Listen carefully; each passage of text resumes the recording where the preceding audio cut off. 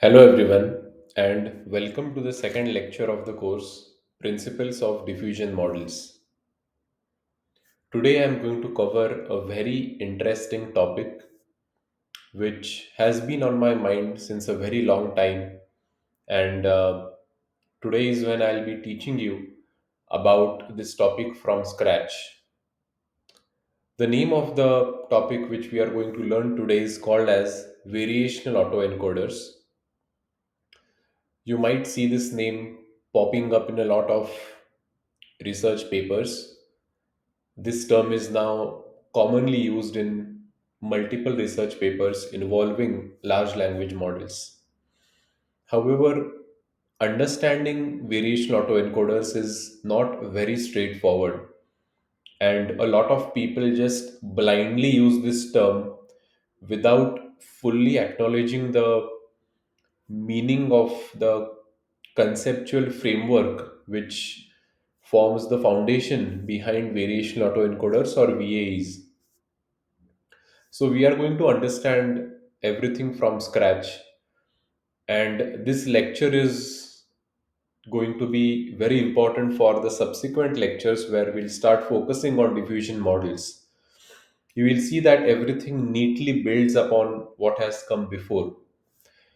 So I was recently listening to a podcast from Andre Karpathy, and he uses a very nice phrase where he says that whenever you learn something from scratch, right, you understand the gaps in your knowledge.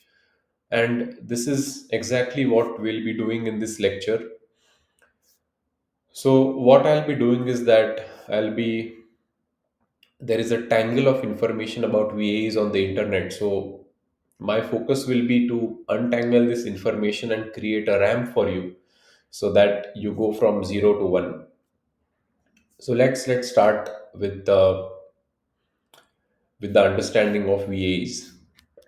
So first we'll take a simple example.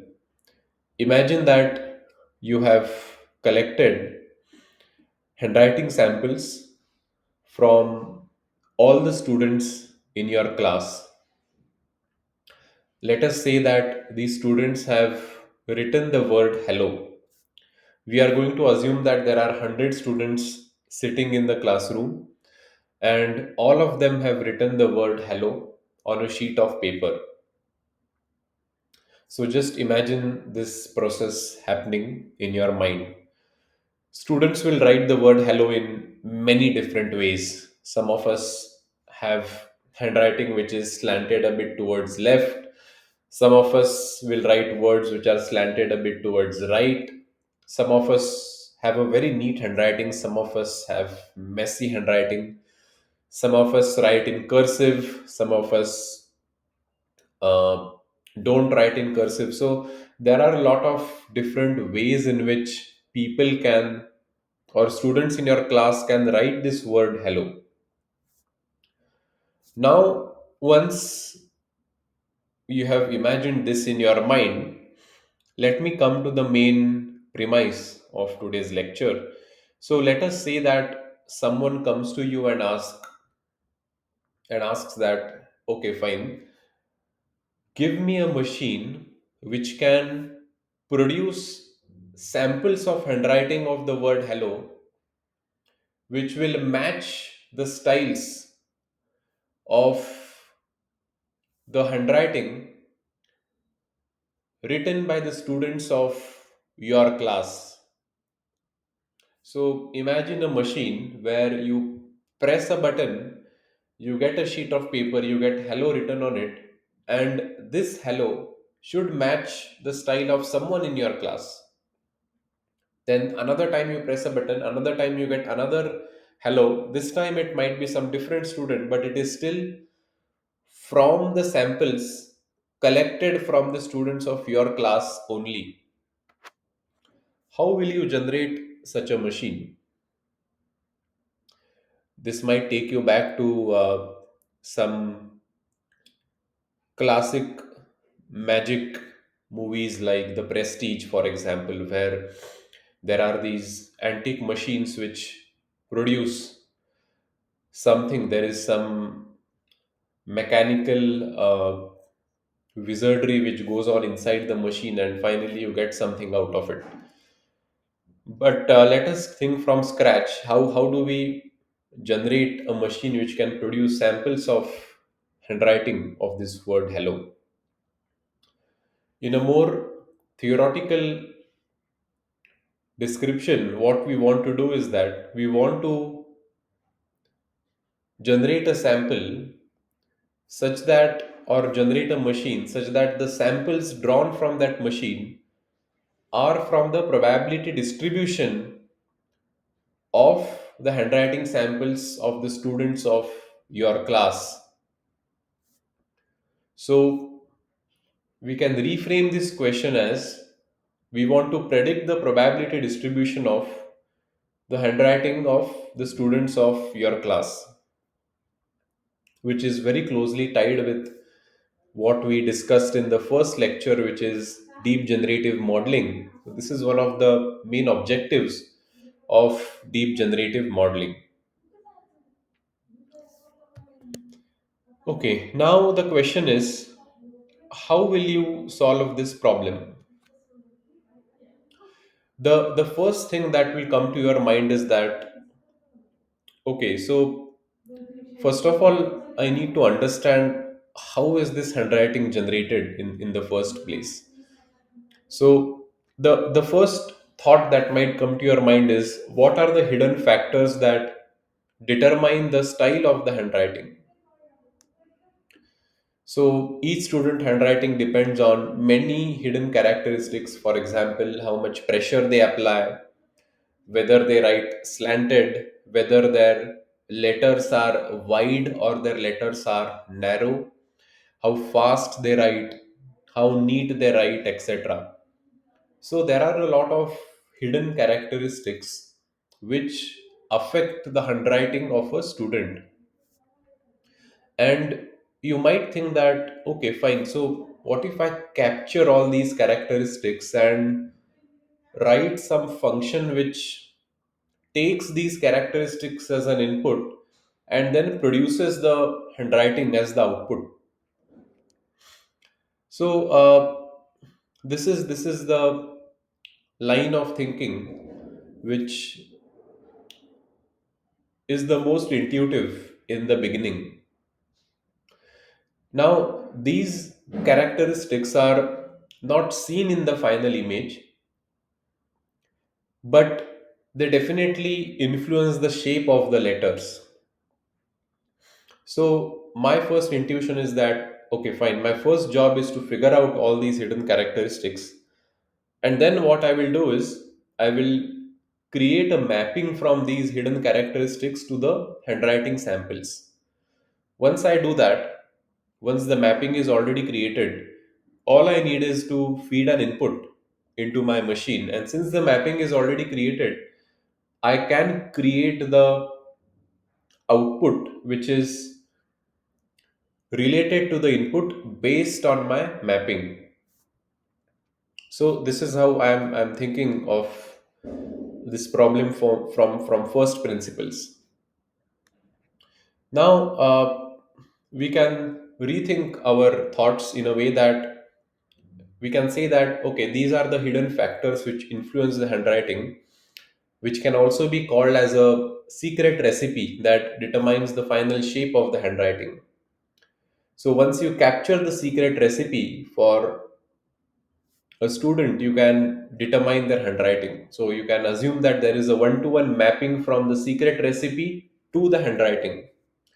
For example, if the secret recipe is, if your friend writes slightly tilted, thin strokes, medium speed, moderate neatness, you can generate the handwriting hello. This is a rough assumption. There might be a lot of other factors which determine, some of which we would not be even able to guess what these hidden factors are. But this is what our brain tells us initially. There might be hundreds of factors, but we have come up with five factors which are mentioned in these bullet points over here. So the general architecture of the machine looks as follows. Secret recipe is given as an input to the machine. The machine takes this secret recipe and the machine produces an output, which is a handwriting style. So you feed a different secret recipe, you get a different handwriting style.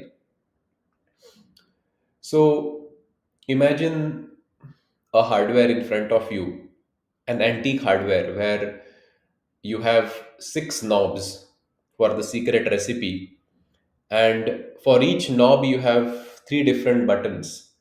So let's say how much pressure you apply. There are three buttons: low, medium, high, whether they are slanted, left, right, center. You press six buttons, and at the end of it, you get a printed sheet of paper which gives you the handwriting for that specific recipe.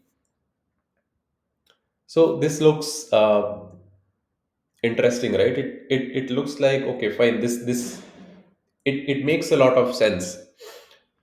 Now, in literature, this secret recipe is something which is called as a latent variable. Why latent? Because these are hidden factors which determine the handwriting style. And these variables are denoted by the symbol Z or Z.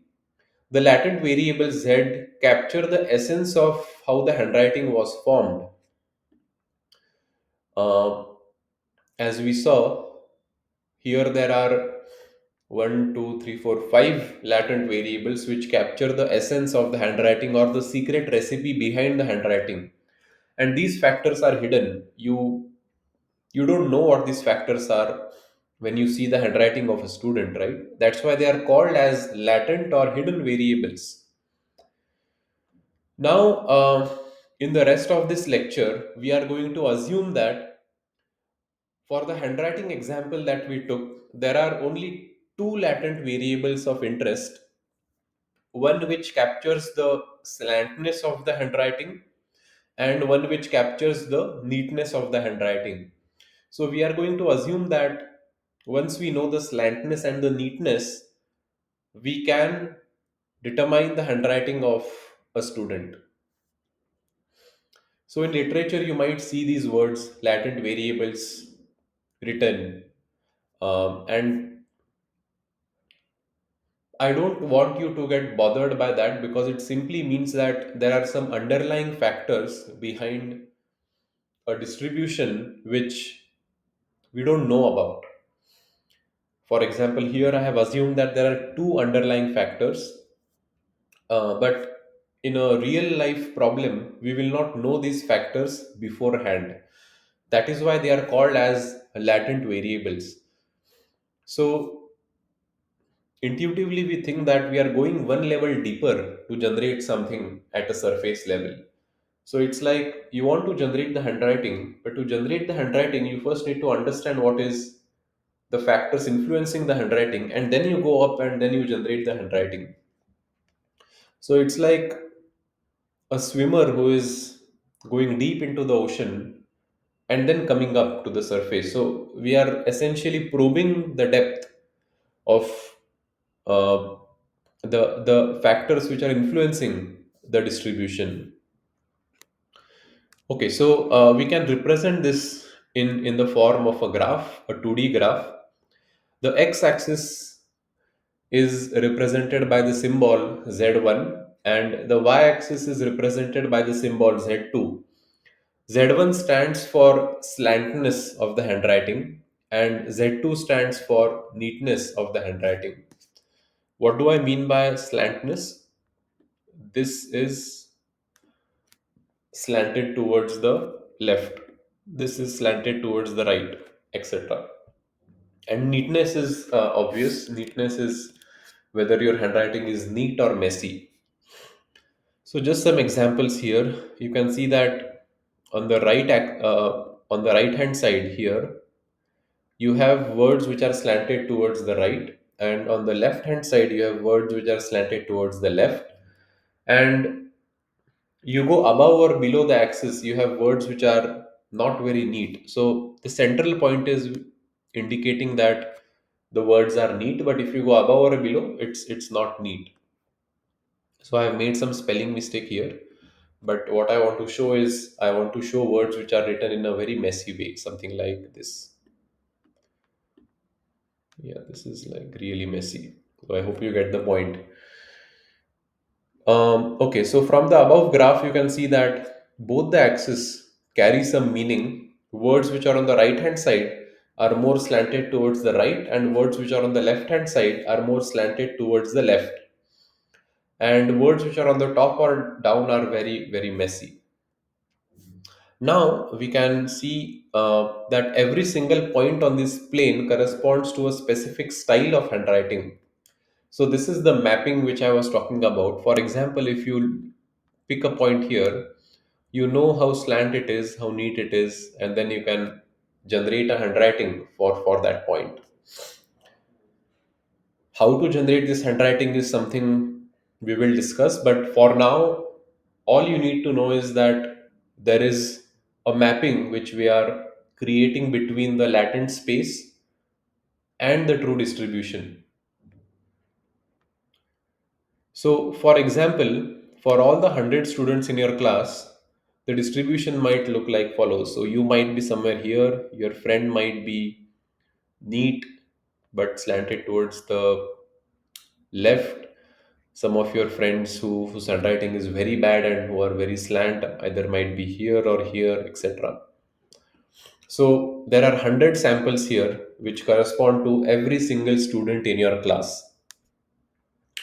So this is also called as the distribution in the latent space of the handwriting styles.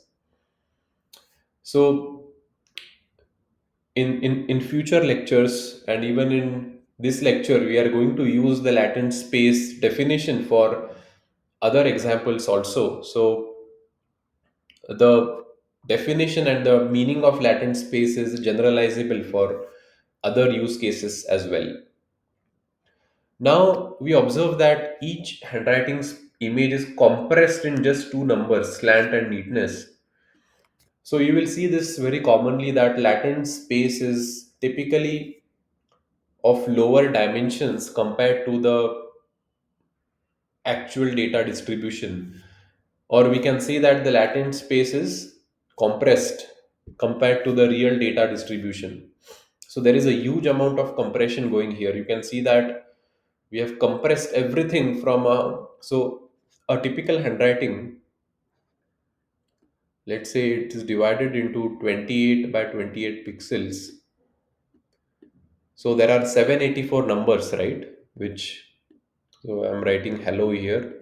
Now we have compressed from 788 to 2, which is a huge amount of compression. Uh, and similar handwritings end up as nearby points in this 2D latent space. Okay, so just one quick digression because we are going to discuss that eventually a bit later. So right now you will see that there is a distribution of these handwriting styles which is centered around the mean, which is centered around zero. It almost appears like everything is coming within a circle, right?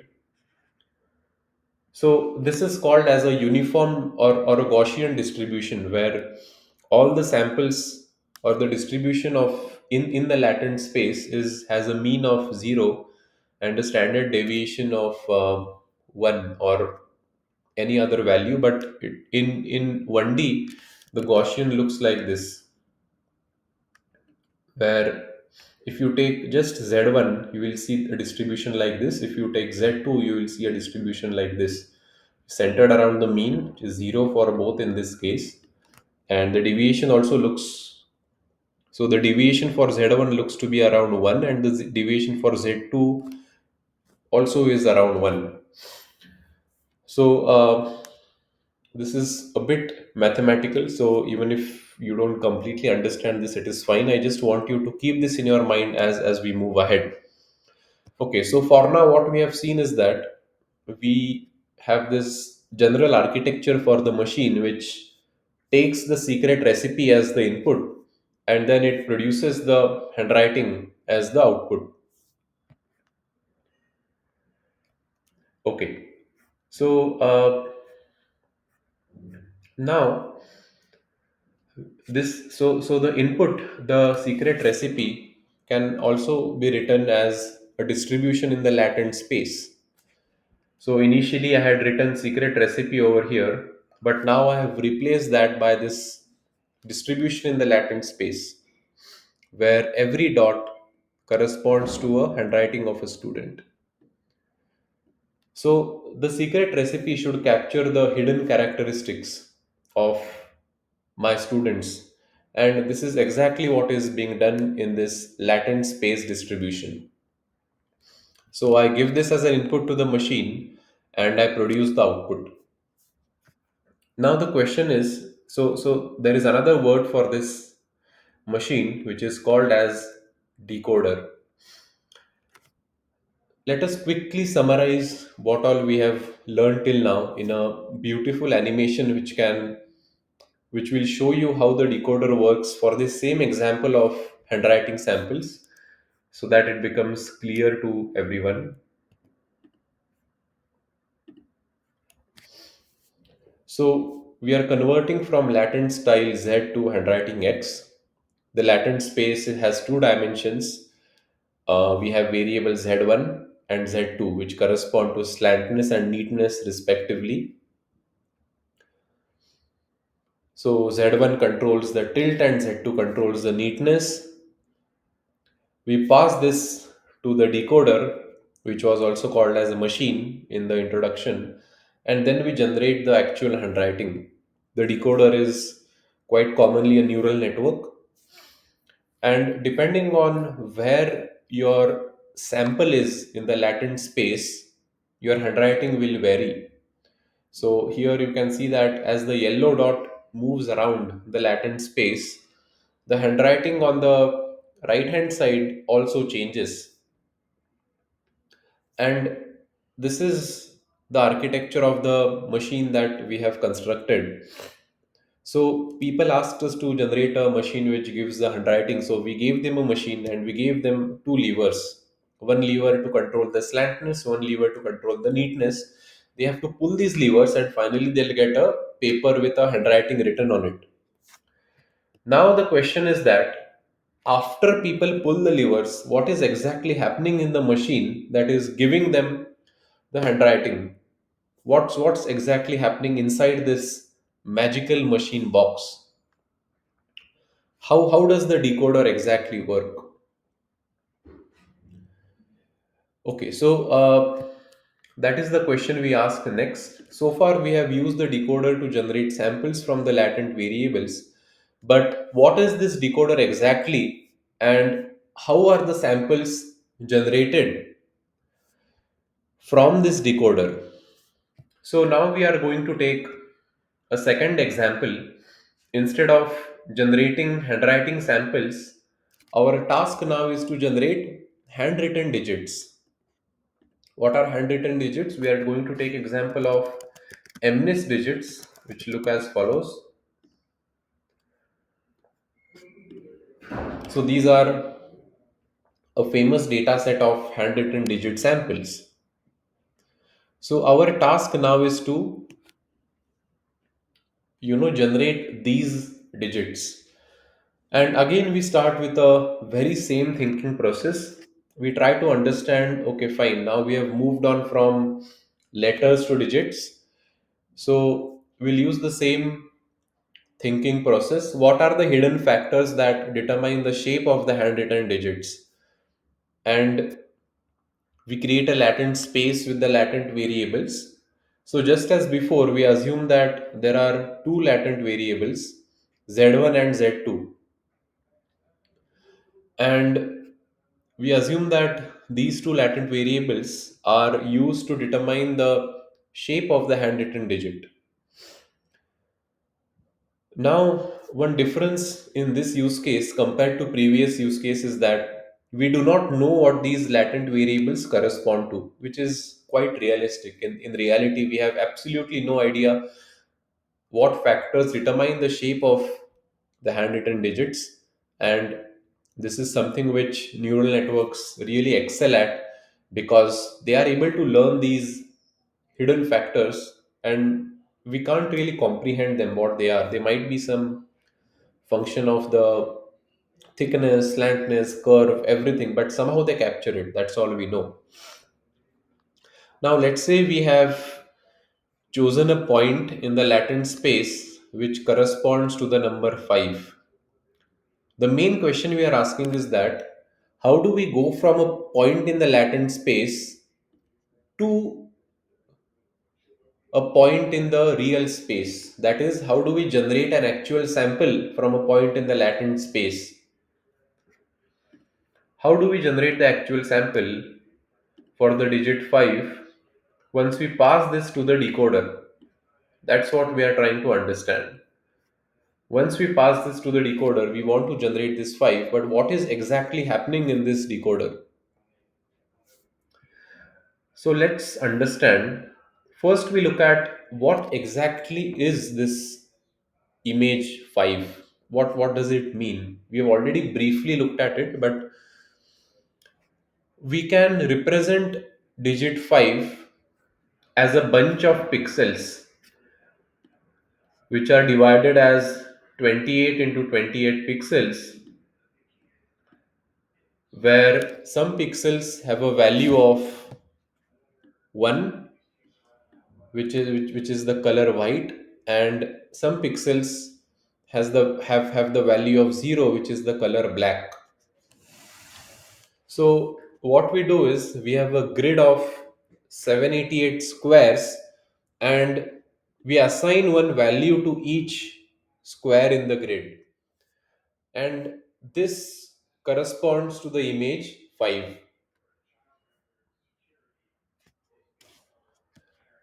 So, for example, this is how we can represent 5. It looks like a slanted 5, and the handwriting is not very good. But what I'm trying to convey here is that every pixel is assigned a value of 0 or 1, where white pixels correspond to 1 and black pixels correspond to 0. And you can see how the digit 5, if you closely look at it, it does look like a 5. It's almost something like this.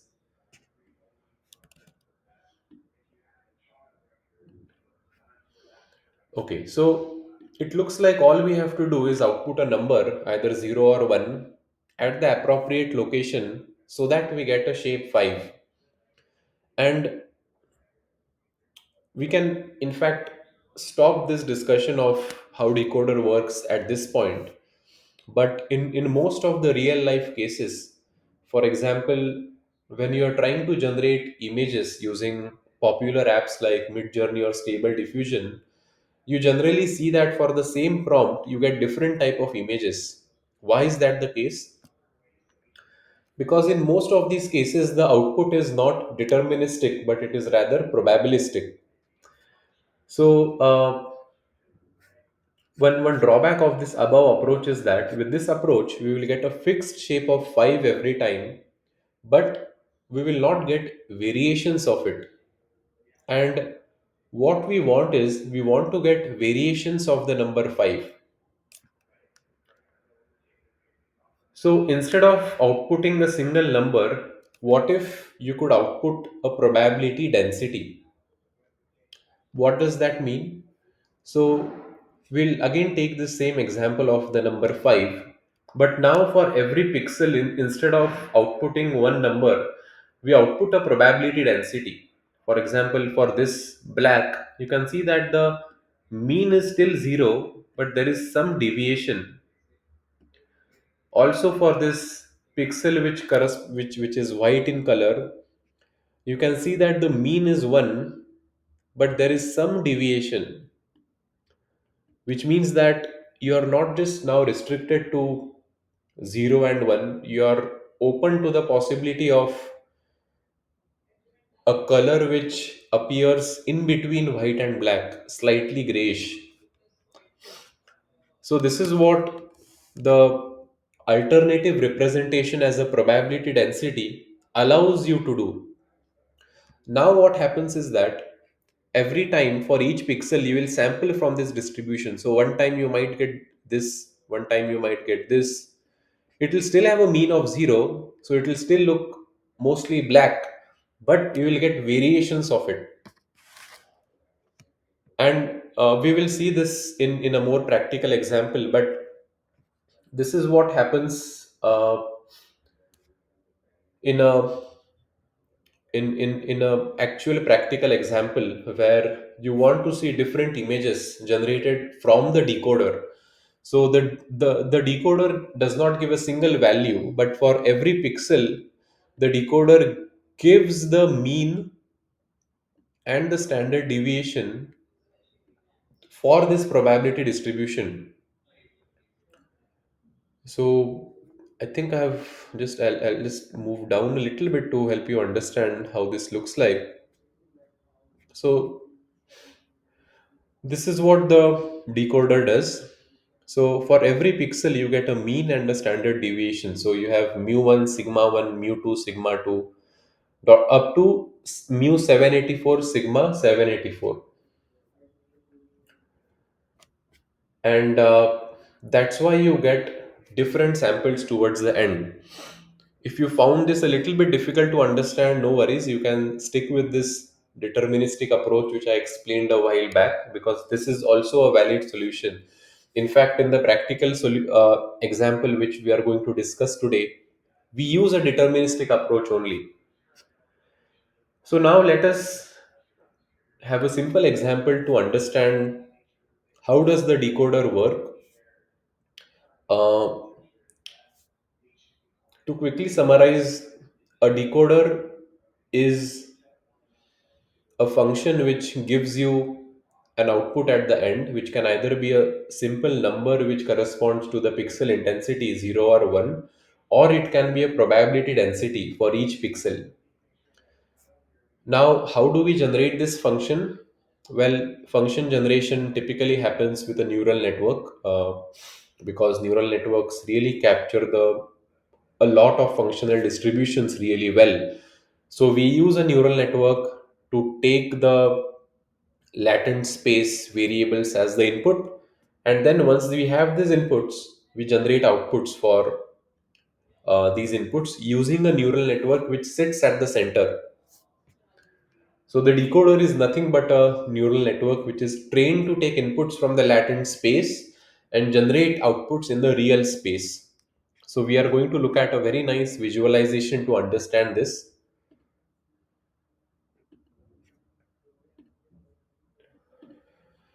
Okay, so I want you to just not focus too much on this encoder part. We are going to cover this later, but we'll just start from the latent vector z.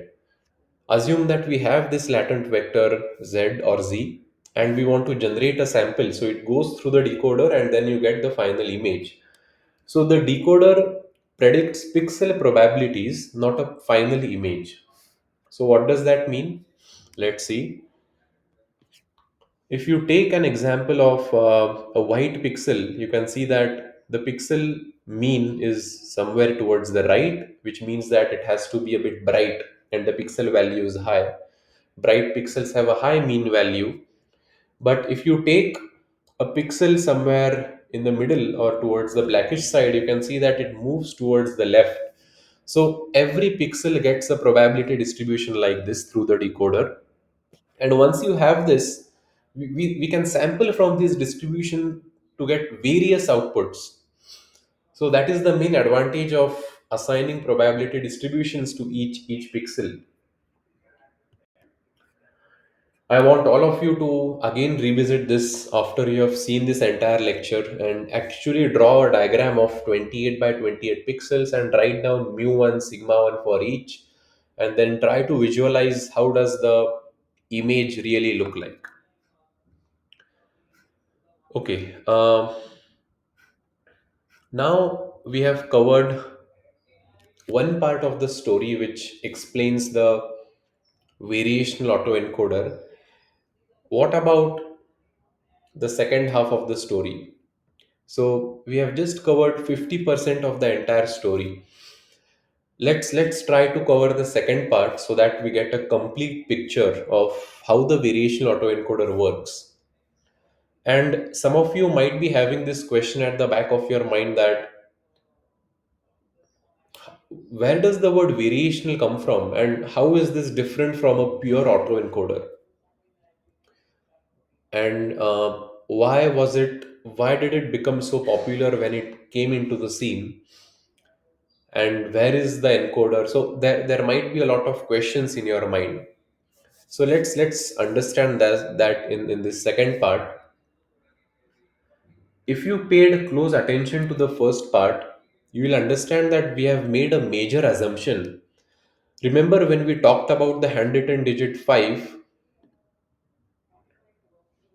here, we said that let us assume this part of the latent space corresponds to the digit 5. How did we make this assumption?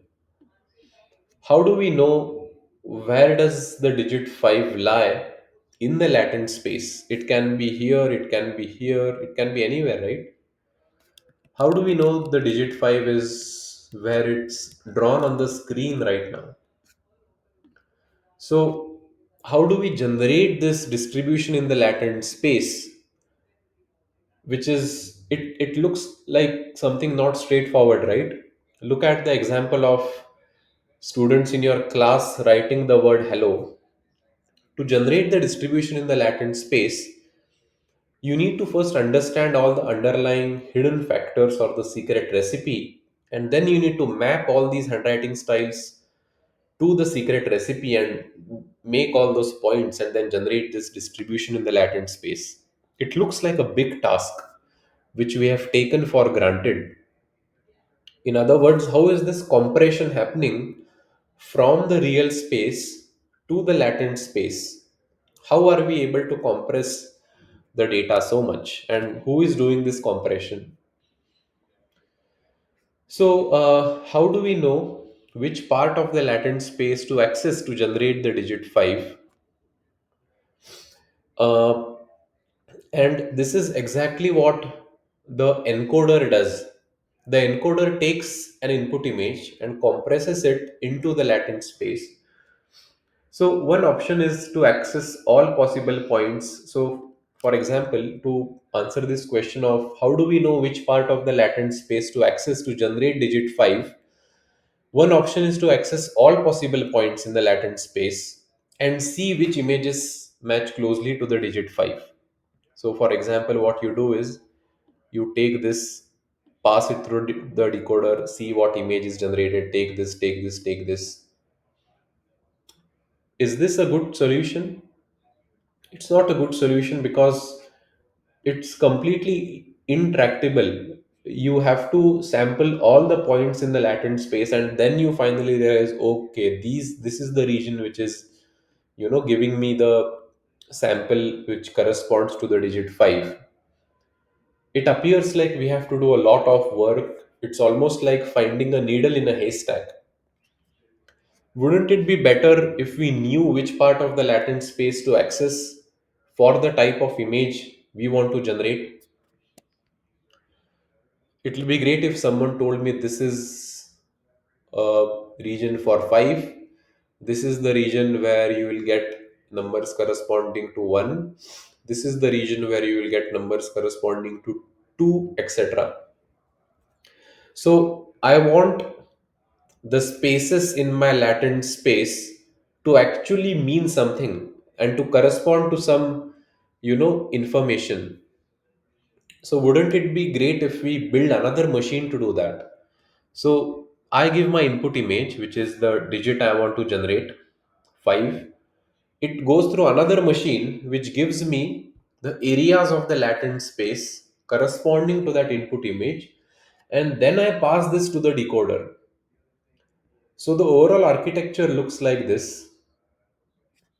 First, I get, let's say you go to any student of your class, take the sheet of their handwriting sample, hello.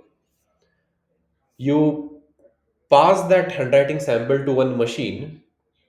That machine gives you the levers, which lever I am supposed to pull. Then you pull those levers in the secret recipe, and then the decoder does its magic and you get the final output. So let's say I have these two levers in my hand which I want to pull. The first machine tells me which levers to pull, and then I pull the levers and I get the output. So this machine which is telling me which levers to pull is also called as the encoder. Now This architecture is very similar to a plain autoencoder where you have an encoder which compresses the image into a latent space and you decode it into the real space. But where is the variational part of it coming into the picture really? Why is it called a variational autoencoder? Why is the encoder even necessary? I mean, why is the variational part of the encoder necessary? So, okay, in pure autoencoders, what happened was that for every image which was passed to this machine, you got a single point. You got this point corresponding to 5, this point corresponding to 1, this point corresponding to 2, this point corresponding to 3. What variational autoencoders did was they did not give a point as the output, but they gave a or a region which is a most probable region of finding the digit 5 instead of just giving a single point as the output. That's why the word variational comes. You don't get a single deterministic output from the encoder, but rather you get this region of space where the encoder tells you that this is the mean, this is where you are most likely to find it, but this is the broader space where the probability decreases, but you will still find it, you still have a chance to find it. And this this was very I would say powerful at that time, and it led to image generation which people had not seen before. It's not very intuitive why the variational part works so well, but we are going to look at a nice visual description to understand this so much better. So I myself was trying to understand this for quite some time, but then I came up with this visual explanation so that I'm able to explain you the thought process in my mind. Okay, so we know that the decoder learns to map specific points to specific regions. For example, this blue point corresponds to dog, and it memorizes that okay, minus 3 comma 2 is a dog, and 3 comma minus 3 is a cat. This is what pure autoencoders did. They memorized each point corresponds to a specific image. Now the question is what lies between these points. It's not clear, right? It can be anything.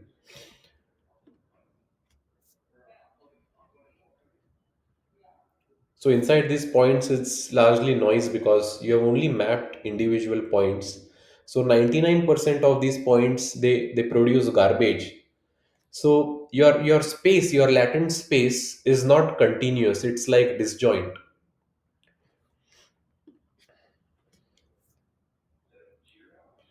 This creates a mathematical disaster. Uh, to generate a dog, we need to look at all possible points in this space and then add up every single uh, every single point and try to map it to the output, and then we know that okay fine, this is the region which produces a dog. So as we discussed before, this is completely intractable. So you can't really search blindly in an infinite ocean to find out where is the dog exactly. We can't integrate over the entire universe, it is not tractable. In other words, you need regions of spaces in your latent space. You need continuous regions which tell you that this is the region corresponding to the dog, this is the region corresponding to the cat, etc. And we need a guide which is the encoder. What the encoder does is that if you give an input which is a dog, it tells you that this is the region where you are most likely to find a dog. It tells you that don't search the entire ocean, but only search this blue region where you are most likely to find a dog. It turns an impossible search into a direct lookup. And the variational part of it since you are not just predicting a point, but you are giving a space where you're saying that the dog is most likely to be found in this space. These spaces tend to overlap, and you get a latent space which is continuous. And the garbage gaps are now filled with distributions. So now you can safely sample from anywhere, and you have a latent space which actually means something. So the result is a smooth blend, it is not noise. So the final architecture looks quite similar to an autoencoder where you have a machine which gives you which levers to pull, but then you don't get deterministic values that pull 5 and pull 3, but you get a distribution. So every time you'll be pulling levers to a different extent. And if you are if you're confused why is this the case, try to think about it in this visual space which I demonstrated right now, which makes the explanation a bit more clearer. So the two stories put together form the variational autoencoder. We first looked at the decoder, where we saw that we build a machine which can take the hidden factors behind the handwriting styles of the students and then generate samples for those hidden factors, which we also called as secret recipe. Now that machine, which has the hidden factors as the levers, is called as the decoder, and it is a neural network or a function or a mapping which takes the latent variables as the input and gives you the output image. This output image can be a single value for each pixel, or it can be a probability distribution for each pixel. But the question is that how do you get the areas in the latent space? How do you know which levers to pull in the decoder? This is given to you by the encoder. You don't get deterministic values for these levers, but you get a distribution. You get a mean and a variance for the levers to be pulled. And this is important because finally you get a latent space which means something, which has some semantic meaning. And you don't get a disjoint latent space, but you get a continuous latent space. The encoder and the decoder put together form the variational autoencoder. Now, before we get to the training of variational autoencoders, let us understand how to represent variational autoencoders formally.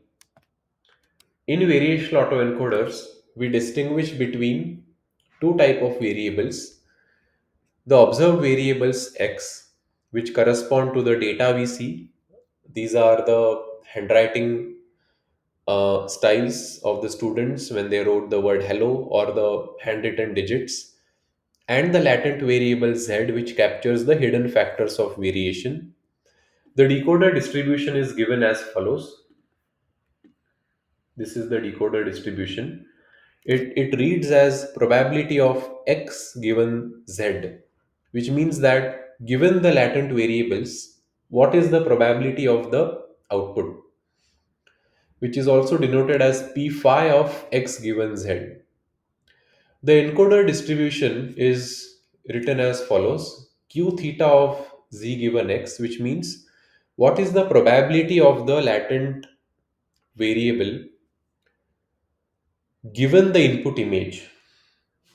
And this makes sense to the intuition we have been building. The decoder is going to give you the image given the latent space distribution, and the encoder is going to give you the latent space distribution given the image. So that's why you see the notation kind of flipped. But p and q are the standard notations which are used for the decoder and the encoder.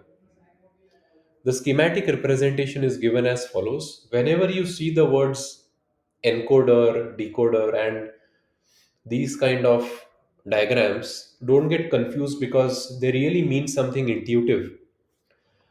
The encoder captures the hidden factors which are underlying the image or the distribution, and the decoder takes these hidden factors and then generates the output. Why do you have these shapes like these rivers. The main reason is that the encoder compresses the image into the latent space and the decoder brings it back to the original space of the distribution. So that's why you have the encoder like this and the decoder going from a smaller line here to a bigger line. In every lecture, I tend to focus on these mathematical notations because whenever you read research papers, you will get to see these notations every now and then. And I just want to help you understand that it's not very difficult, but they actually mean something intuitive whenever you see these notations. So I'm trying to keep the notations as simple as possible, but still I will not shy away from giving notations and mathematical intuitions and equations wherever possible, because I know it will help you in your journey to understand diffusion models. So, okay, so what I will do is I will split this lecture into two. In the next lecture, I will discuss how exactly are these variational autoencoders trained. How do you train these to generate images? Let's say you give a sample of handwritten digits. How do you train a variational autoencoders to generate these images? And this is very closely linked to the deep generative modeling lecture, which was the first lecture where we said that the objective of all these deep generative models is to learn the underlying probability distribution and then sample from them. So this is exactly what the decoder does. The decoder is learning a distribution which is, you know, very close as possible to the true distribution, which we don't know, but we only receive the samples of data. But from these samples of data, we are trying to guess the true distribution and then sample from it. So we are going to take a real example in the next class where you will see exactly how deep generative models work. How does the latent space distribution change over time, and how are the images encoded in the latent space and how they are decoded back from the latent space? What are the architectures of the neural networks which are used within the encoder and within the decoder? So we will understand all of that. The main intuition for all of us to understand is that the latent space is nothing but the hidden factors which capture the variations in the distribution. In the case of handwriting, it was the slant and the neatness. The variational part of the autoencoder comes because the output of the encoder is not deterministic, but rather it is probabilistic. And finally, in your mind, I want you to just close your eyes and imagine two machines. First machine takes the image input, let's say some student has written hello, and it gives you four values. It gives you the mean of the two levers and it gives you the deviation of the two levers. Now these four values you pass to the decoder, which is another machine, and you know which exactly which how much to pull the levers. You pull the levers, the decoder does its magic, which is a trained neural network, and you get the sample hello. And you do this training so that the image which you have given at the start is as close as possible to the image which is generated at the end. This is all that is happening in the variational autoencoders. Thank you very much, everyone, and I'll see you in the next lecture.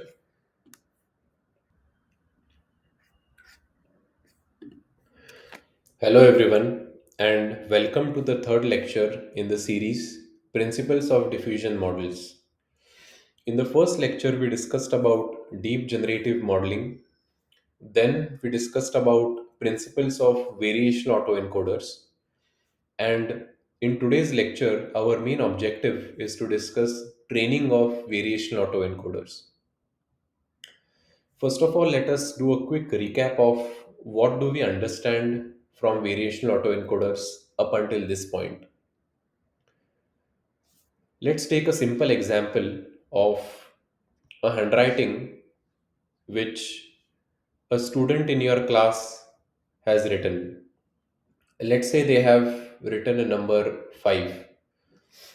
You take that handwriting on a piece of paper, and let's say you have a machine which tells you the hidden factors of variation behind that image. The machine tells you the hidden factors of variation behind that image. And the machine is very clever. It does not expect you to tell it how many hidden factors of variations are there or the meaning of those hidden factors, but it generates a mapping from the image to the hidden factors. An example of the hidden factors can be the slantness of the handwriting or the neatness of the handwriting. Now, another speciality of that machine is that it does not just give you the numbers for the hidden factors, but it gives you a distribution. It says that your hidden factors is most probable to lie in this region. It gives you spaces in which the hidden factors can lie. So it appears to be a very smart and a clever machine. Okay, now you have these hidden factors of variation.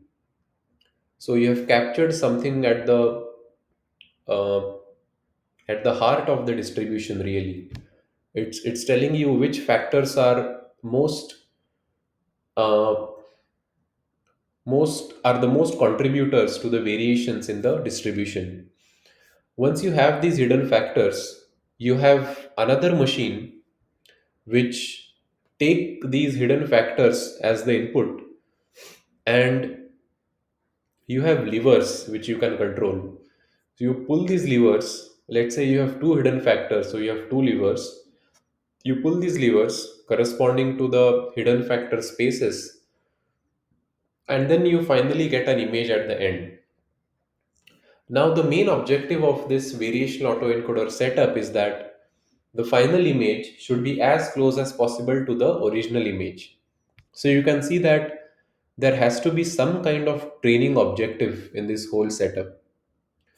The first image that we discussed is called as the encoder, and the second image that we discussed is called as the decoder.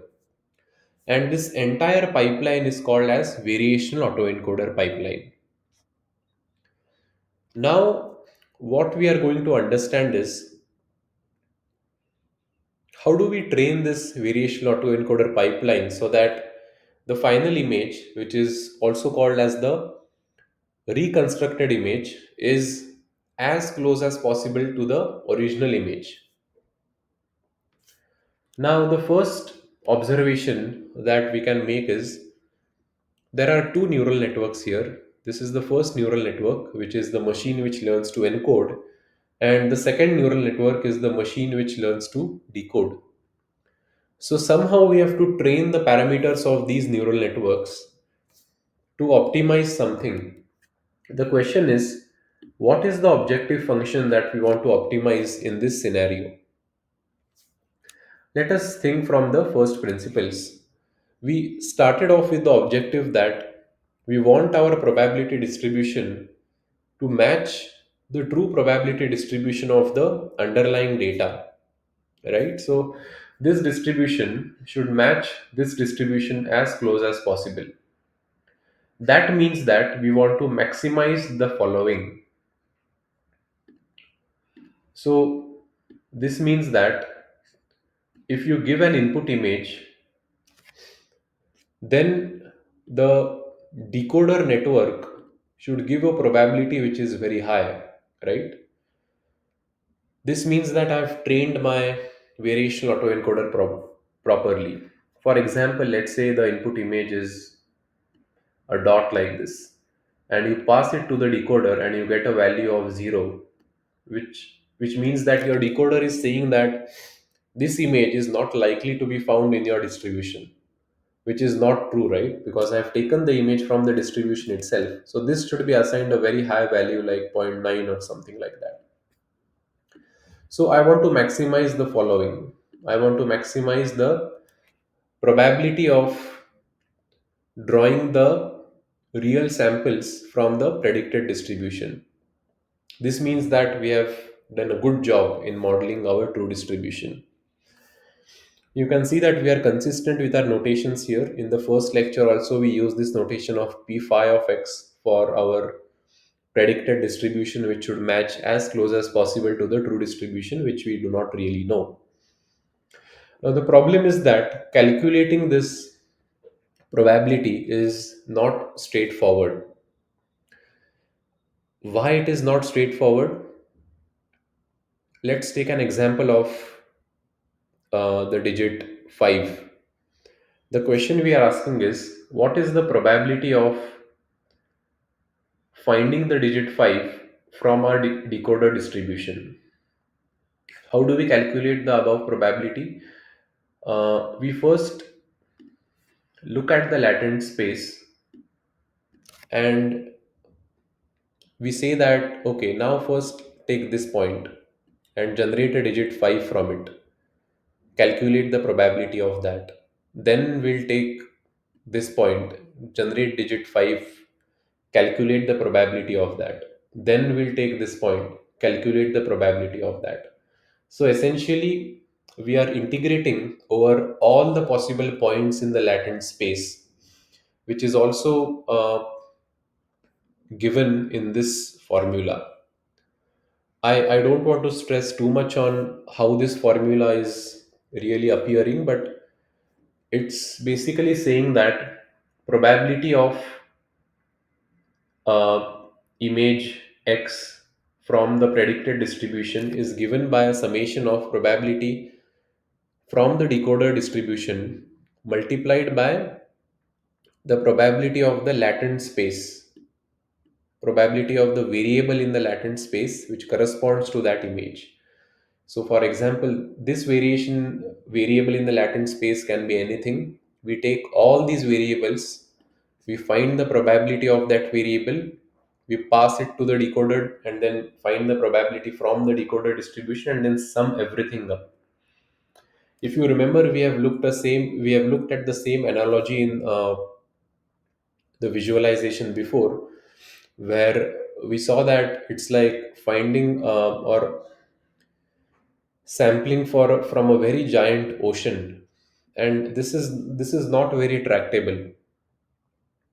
So this is something which people were stuck at. They were trying to think, okay, I want to maximize this objective function, but to maximize the objective function I need to sample from everywhere in the latent space, and I am not sure how do we do that, because then the integral will become intractable. It essentially means that we look at all possible variations in the hidden factors and sum over all the probabilities over all these hidden factors. And hence, this is mathematically intractable.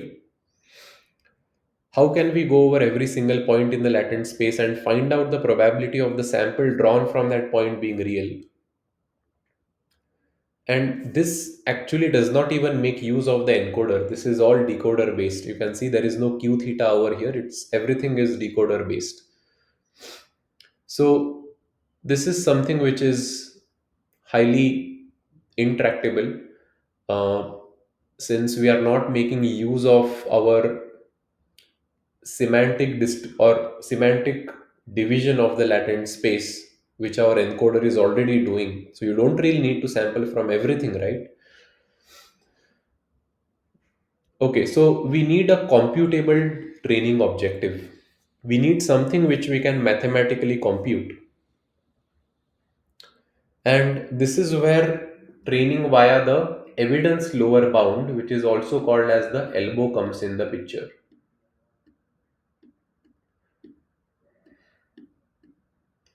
So in variational autoencoders, what we do is that we do not maximize this objective, but we maximize the elbow objective.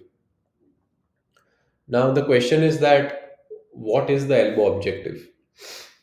Well, to understand this, let's understand something very simple to begin with. Let us say we have this true objective function which we want to optimize, and we have another function which is always less than the true objective function, which means that if we maximize this, then the green line will always be above the red line. So that will anyways be maximized. So then people say that instead of maximizing the green line, which we don't know how to compute, we maximize the red line, which we know is always going to lie below the green line, which is the elbow objective. So the elbow, which is the evidence lower bound, is divided into two terms. I will not get very mathematical here and I will not focus too much on the derivation, but I will provide a link in the uh, description which goes over the entire derivation. It's not very difficult to understand. But right now I want to provide an intuition for you which can help you in your practical projects.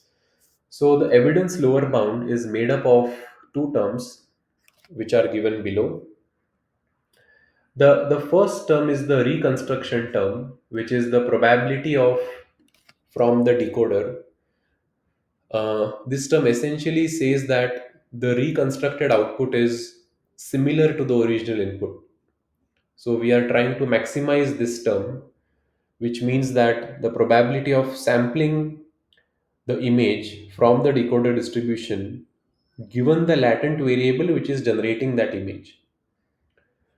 So this essentially says that whatever image you are looking at the end, is that image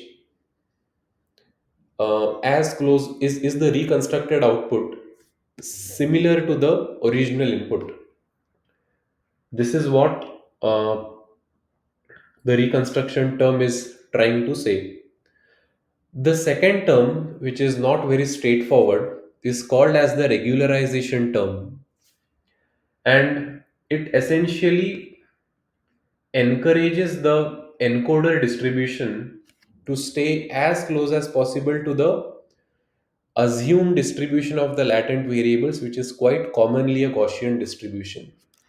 So, what that means is that if you look at the first discussion about the latent space we had, here we had initiated our discussion that the latent space, the variables or the data samples in the real space, when we transform that to the latent space, they can be distributed in any fashion, but in more realistic settings, the distribution is more likely to be Gaussian because there is going to be an average value and the extremes are going to have very low probabilities, which is something which you see in this distribution also.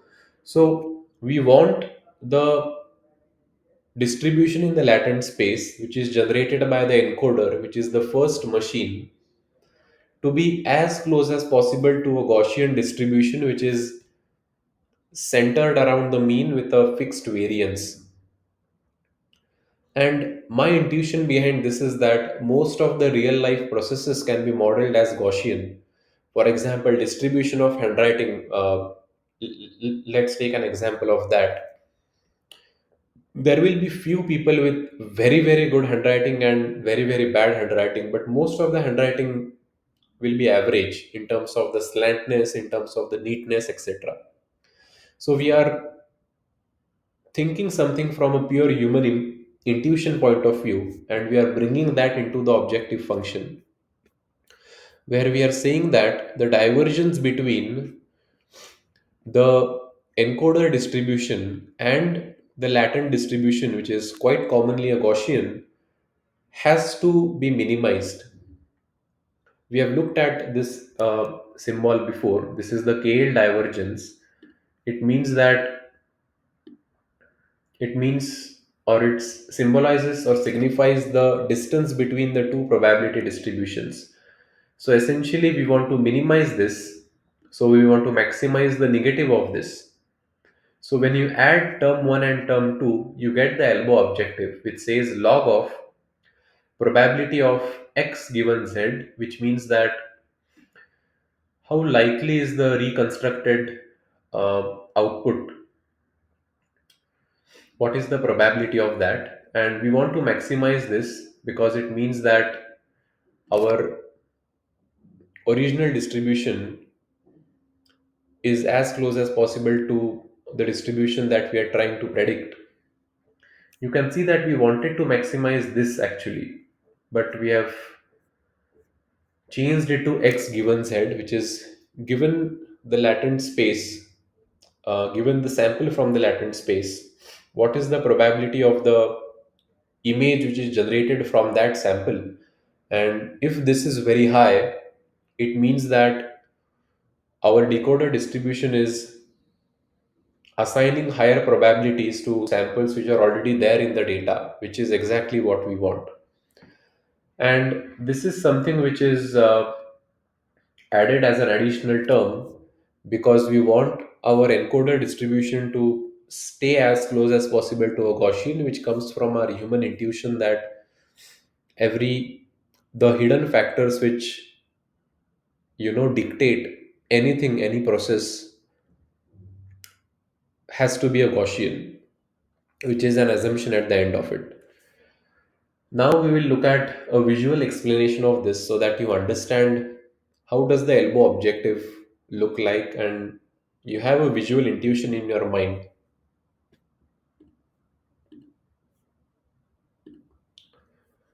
Okay, let me start from the first.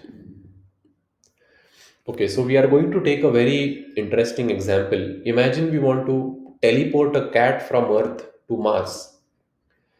Okay, so we have an Earth cat and we want to take this same cat to the Mars. Now, sending every single atom is not possible, it's too much data.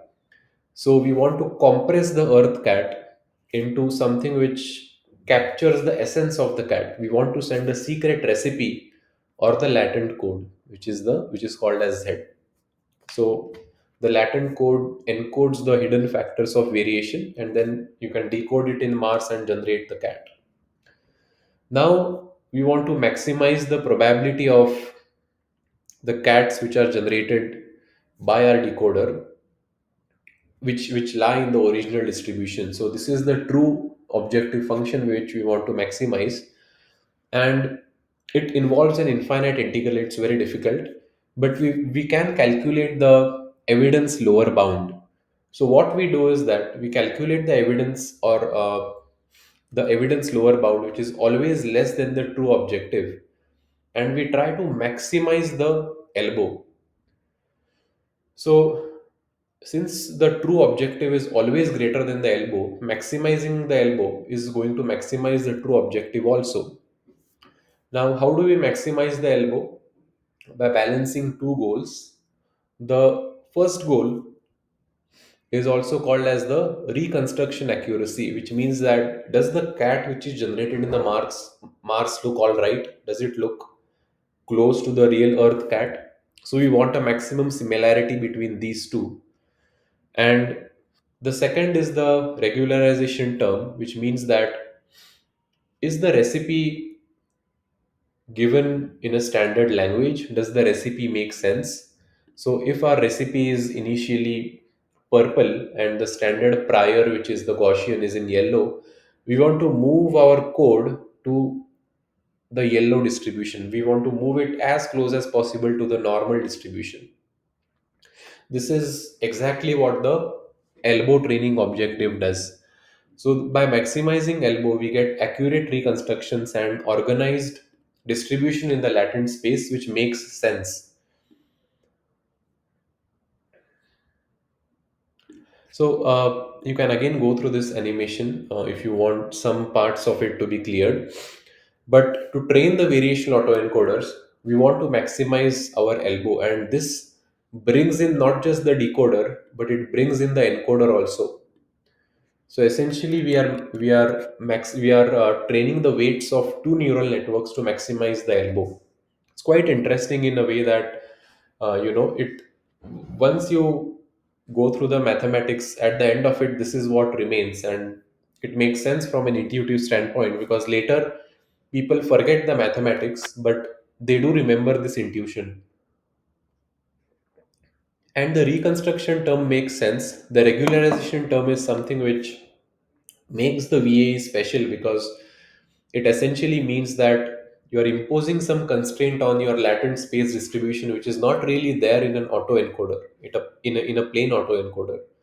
So here we have a reconstruction term and we have a regularization term as well. Okay, so now in the last part of this lecture, we are going to take a practical example which is going to help us understand how the elbow method is used to train a variational autoencoder. So everything that we have looked at so far in these two lectures is going to come together very nicely in this last practical example.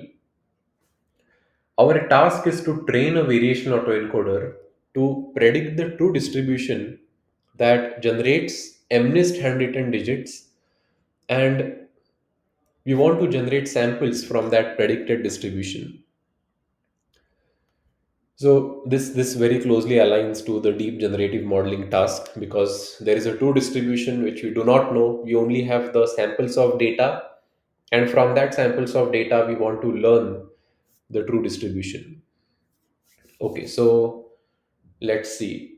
Now we have this information, we have all these images which are coming to us, and first let's think of the second machine, the machine which is going to take the latent variables as the input and it's going to generate the output. So here we will assume that there are two hidden factors which we have absolutely no clue what they are, but the encoder is going to find that out for us. But let's assume that there are two hidden factors which govern the variation of these digits, which itself is very interesting, right? How can two factors govern the distribution of everything? I think this is where neural networks really excel. Humans can't really understand what these factors are. In my mind, I can only think of neatness, slantness, how much pressure you apply, etc. But there might be something which we cannot put in words, which the neural network captures. Okay, so the decoder has to take these two values and it has to predict the image. So there has to be some neural network structure in between. So remember our decoder setup looks like this. It needs to take the sample from the latent space and then it needs to generate an image. So it's a distribution which maps from the latent space to the input image space. Okay, so for every single pixel, we need a value. So this 3, for example, it can be divided as 28 by 28. So there are 784 pixels. And if we go for a deterministic approach, we only need the mean, which are 784. If we go for a probabilistic approach, we need 784 into two values. Here we will go with a deterministic approach. So our neural network will take two values as the input and it will predict 784 values as the output, which are the mean for all these pixels. So it should take the latent vector and it should generate the reconstructed image, right? So this is how the decoder network architecture looks like. It takes two images. It takes two variables as an input, which is the latent space. Then there is a hidden layer with 400 neurons. So two neurons as an input, hidden layer with 400 neurons, and the final layer has 784 neurons, which are the values of the mean of all these pixels. So this is the architecture for the decoder network. And finally, you have a sigmoid so that you convert that into a probability value. So we only have the decoder architecture, which is the second machine. Now we want the first machine also. What does the first machine do? The first machine actually does the reverse. It takes the image as the input, the real image, and it gives the latent space as the output, the sample in the latent space. Now, so it has the input has 784 values, right? 28 by 28. But what is the output here? Is it deterministic or probabilistic? As we had discussed, the variational part of the VAE means that the output is probabilistic. So for every, so you can argue that, okay, maybe there are only two values here, right? Only two, right? But then there are two values for two means, and there are two values for two standard deviations. So overall, there are four values which this encoder network gives as an output. So the image 3 might map to this region which has the mu of zero point 0.5 comma zero point 0.5 and the sigma of 2 comma 2, right? So you need two mu values and two sigma values to create the mapping in the latent space. This is why the word variational in the variational autoencoder comes. So the encoder network should do the following. It should take the input and generate two mean values and two standard deviation values. And we use the following architecture for the encoder. We have 784 nodes as the input. Again, we have 400 nodes as the hidden layer. But as the output, we have two nodes for the mean and two nodes for the logarithm of the variance. Now, why we need this logarithm, it will become clear in the Google Colab notebook, which I will share in the GitHub repo in the description section. Okay, so overall, the encoder decoder architecture looks as follows. The encoder takes the image and goes through the hidden layer and generates the mean and the variance. So, this is the latent space variables. How do you generate the latent variable from this? You take the mean and you do mu plus sigma into epsilon, where epsilon is any value between 0 and 1. So that's how you sample from this latent space. And then you pass this latent variable as an input to the decoder network, which generates your output. So this is something which your mu and variance will only give you a distribution, but you need to sample from that distribution, right? This is done by this simple formula over here. So this is our entire encoder decoder architecture. Whatever we discussed as this machine, now we are able to put it in an actual mathematical neural network, which is very interesting because we are going from a conceptual explanation to an actual practical implementation. So it should make everything clear in your mind. Now the next thing to discuss is how do we define the elbow loss and how do we train this encoder decoder architecture. Okay, so let's understand how the elbow loss is defined. Remember, the elbow loss is made up of two terms, the reconstruction loss and the regularization term.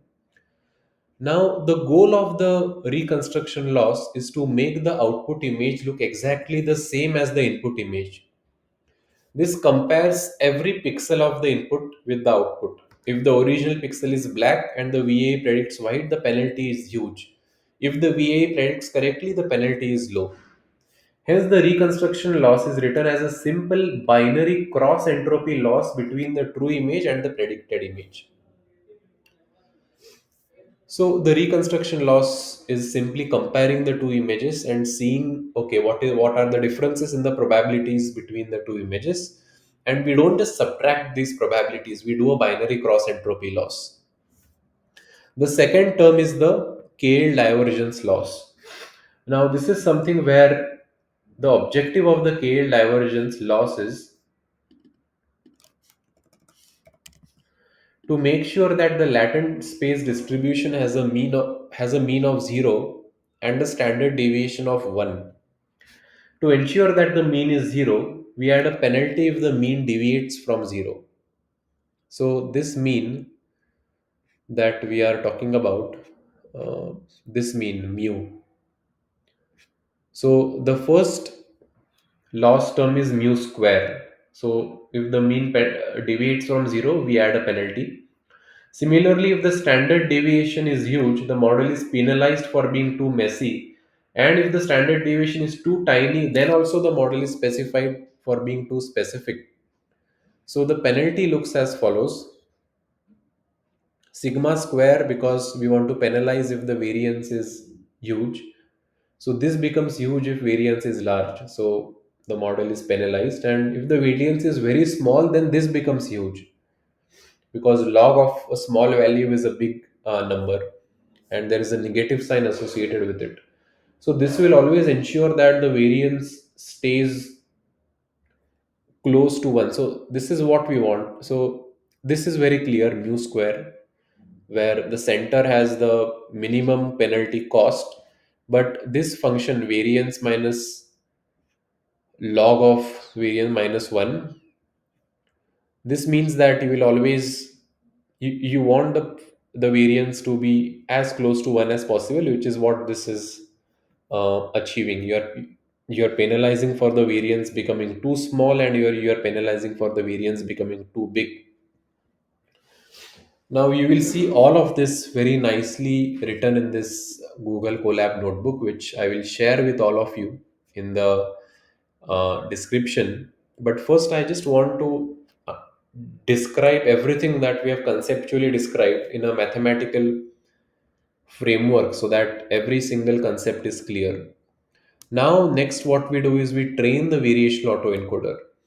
So, this is a GIF I have created. Let me play this. You can see that as we train it, the objective is for the Z1 distribution and Z2 distribution to become as close as possible to a Gaussian, which is exactly what is happening.